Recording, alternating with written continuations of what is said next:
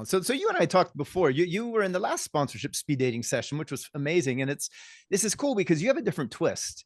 You don't need exposure. You sell a very specific product to a very specific person.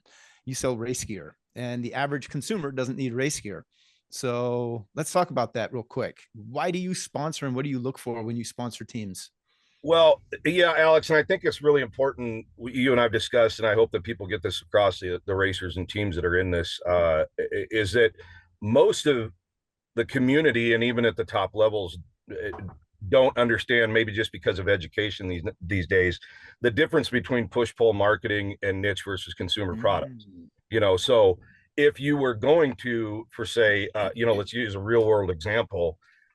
What I suggest from racers and teams and marketing directors of these teams is to target the actual manufacturer or company that you're trying to garner sponsorship with and understand what their model is. I mean, and it's not hard to look out there and see, but without understanding it and sending some generic deck or an introduction and everything, it's hard for us as well to hone in on what it is that you're wanting and how we can help you.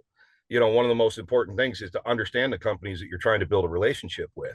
So understanding those differences that, like we talked before, Monster and NOS and Rockstar and everything, they benefit tremendously from push pull marketing, whereas we're a consumer product, right? We are a niche market in that, we have a specialized service of a product that we provide. You should be educated about what that product is.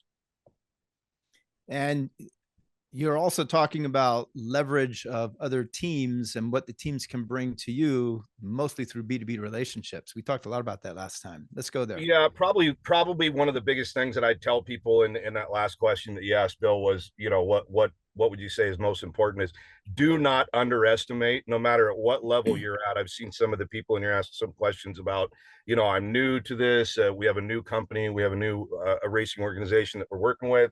I'm a new marketing director. Do not underestimate the value of your relationships and the leverage that you have.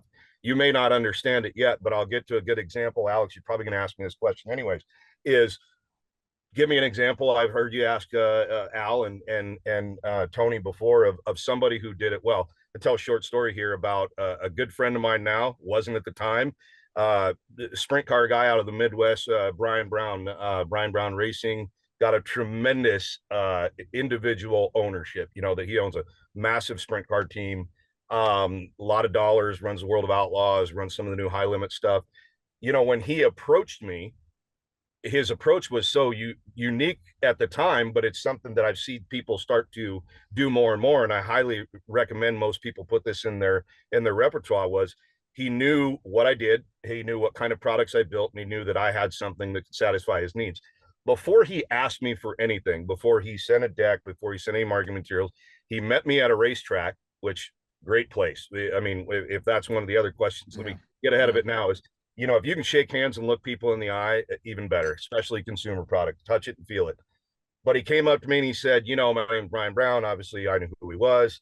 And he says, what moves the needle for K1 RaceGear? Fantastic question, right? Okay, that's first right out of the box. You get a guy that actually understands what he's trying to do. And he said, what would do it for you out of my partners that I have? I happened to notice that he had a sticker on his trailer and on his race car from Smiley's Racing Products. And I said, hey, I'm looking for distribution in the Southwest. I know they've got 5, brick and mortar stores, and they've got an online presence. Introduce me to the guys. Within 24 hours at Knoxville Raceway, he brought over Tom Lawrence and Matthew, the head buyer there, brought him to me, introduced him.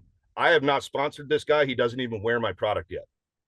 Introduced me to him. Within 3 days, I had a very large purchase order from these guys before, again, he ever asked me for anything.